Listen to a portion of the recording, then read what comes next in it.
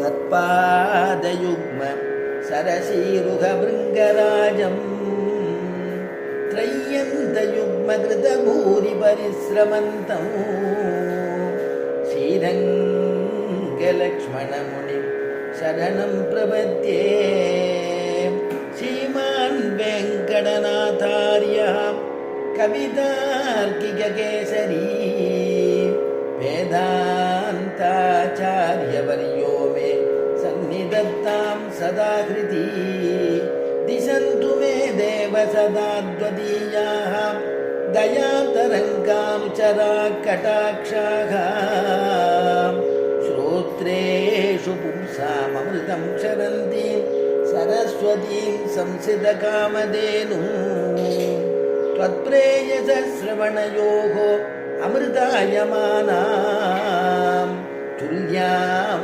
त्वदीयमणिनूपुरसिञ्चितानां गोदे त्वमेव जननि त्वदभिष्टमार्हां वाचं प्रसन्नमधुरां मम संविदेहि जयति आश्रितसन्त्रास द्वान्तविध्वंसनोदयः प्रभावान् सीतया देव्या परमव्योमभास्करः पूजन्तं राम रामेति मधुरं मधुराक्षरम् आरुह्य कविता शाखां वन्दे वाल्मीकिकोकिलम् अञ्जनानन्दनं वीरं जानकीशोकनाशनं कपीशमक्षहन्तारं वन्दे लङ्काभयङ्करम् असाध्यसाधकस्वामिन् असाध्यं तव किं वद रामदूतकृपासिन्धो मत्कार्यं साधय प्रभो रामदूतकृपासिन्धो मत्कार्यं साधय प्रभो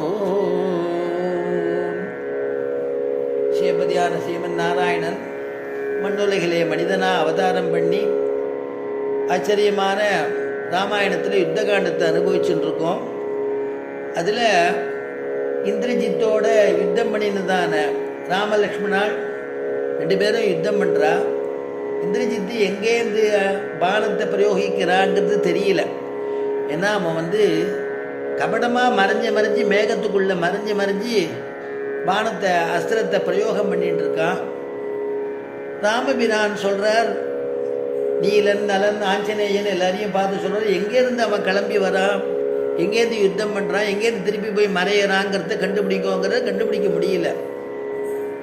அப்படி அவன் மறைஞ்சு யுத்தம் பண்ணிட்டு இருக்கான். யுத்தம் பண்ணிட்டு இருக்கும் பொழுது அப்படியே அவனுக்கு இந்திரஜித்துக்கு இளைய பெருமாளோட கூட யுத்தம் பண்ண முடியல. அதனால் அந்த காரணத்தினால ஒரு செயல் பண்ணுறான். இதுதான் நாகபாசம்னு அனுபவித்தோம். இந்த நாகபாசத்தை பிரயோகம் பண்ணுறான். பாசம்னா கயிறு, நாகபாசம்னா ஸ்ப்ரிங்கு மாதிரி சுற்றிக்கிறது உடம்புல. அந்த மாதிரி ஒரு பிரயோகம், ஒரு அஸ்திரத்தை பிரயோகம் பண்ணிவிடுறான் மறைஞ்சிருந்தபடியே. வால்மீகி சொல்கிறார், அந்த நாகபாசத்தை பிரயோகித்த உடனே இளைய பெருமாள் ராமபிரான் மேலே சுற்றி விடுறது. அதை பார்த்துட்டதான இளைய பெருமாள் மூர்ச்சியாகி கீழே விழுந்துடுறார். ரெண்டு பேருமே மொத்தத்தில் மூர்ச்சி ஆகிடுறா. அப்படின்னு ரெண்டு பேரும் மூர்ச்சியாகி கிடைக்கும் பொழுது எல்லாருமே பயப்படுறா. என்ன நடக்க போகிறதுன்னு தெரியலையே, நம்முடைய தலைவனே இப்படி மூர்ச்சியாகி எடுத்துட்டா என்ன பண்ணுறதுன்னு வானராள்லாம் கதர்றா. விபீஷனுக்கு தெரியறது இது ஒன்றும் அவர் ஒன்றும் பண்ண முடியாது அப்படிங்கிறது விபீஷனுக்கு தெரியறது.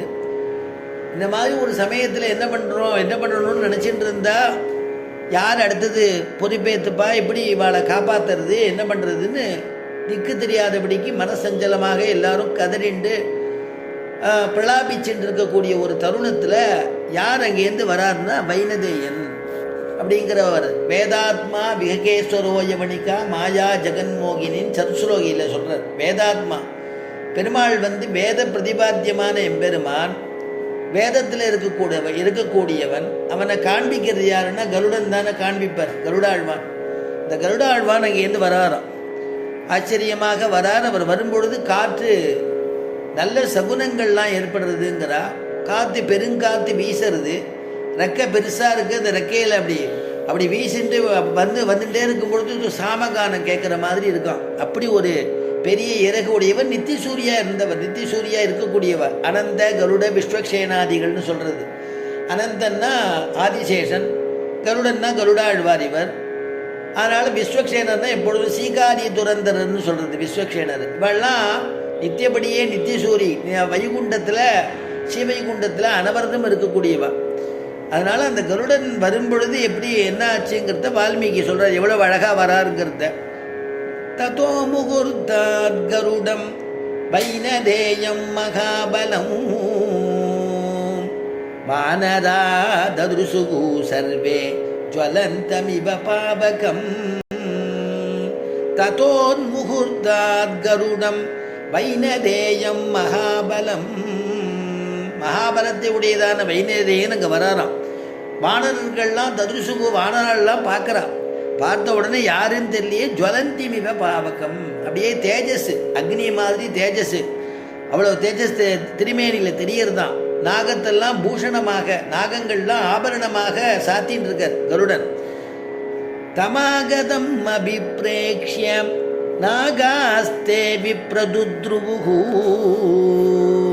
ததஹ சுபர்ணஹ காகுஸ்தௌ திருஷ்ட்வா பிரத்யபிநந்திதஹ விமமரிஷத பாணிभ्याம் முகே சந்திர சமப்ரபே வைனதேயேன சம்ஸ்பிருஷ்டாः தயோகோ சம்ருருகுர்பிருணாக.